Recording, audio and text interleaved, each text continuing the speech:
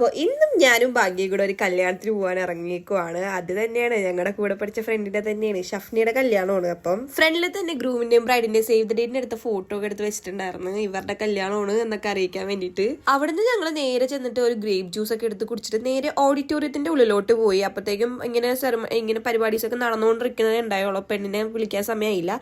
അങ്ങനെ ഞങ്ങൾ പോയി പെണ്ണിനെ കാണാൻ വേണ്ടിയിട്ട് പോയി. അങ്ങനെ ഷഫ്നിനെ കണ്ട് അടിപൊളിയായിട്ട് ഒരുങ്ങിയിട്ടൊക്കെ ഇരിപ്പുണ്ടായിരുന്നു.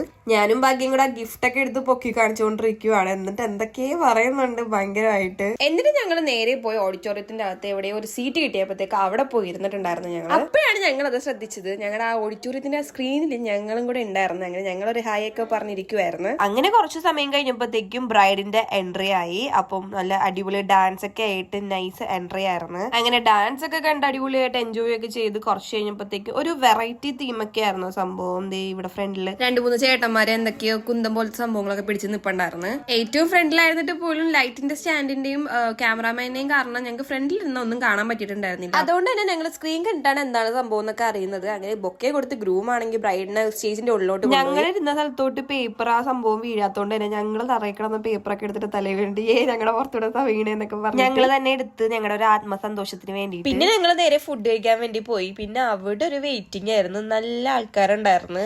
അങ്ങനെ ലാസ്റ്റ് ഞങ്ങൾക്ക് സീറ്റ് കിട്ടി. നല്ല മട്ടൻ ബിരിയാണി ആയിരുന്നു. അപ്പൊ ബിരിയാണി ഒക്കെ കഴിച്ച് അടിപൊളിയായിട്ട് സംതൃപ്തിയായിട്ട് ഞങ്ങൾ അവിടെ നിന്ന് ഫ്രൂട്ട്സ് ഒക്കെ ഫുള്ള് കഴിച്ച് തീർത്ത് നേരെ ബ്രൈഡിന്റെ ഗ്രൂമിന്റെ ഒപ്പം ഫോട്ടോ എടുക്കാൻ വേണ്ടിയിട്ട് പോയി. പിന്നെ അവിടുത്തെ പ്ലാസ്റ്റിക് ഫ്ലവർ ആണോ എന്ന് നോക്കാൻ വേണ്ടി ഞാൻ പോയ പോക്കാണ്. അതും വീഡിയോ എടുത്ത് വെച്ചിട്ട് പിന്നെ ഞങ്ങളുടെ ഫ്രണ്ട്സിന്റെ അടുത്തൊക്കെ ബൈ പറഞ്ഞിട്ട് നേരെ വീടും. അപ്പൊ ഒക്കെ ബൈ.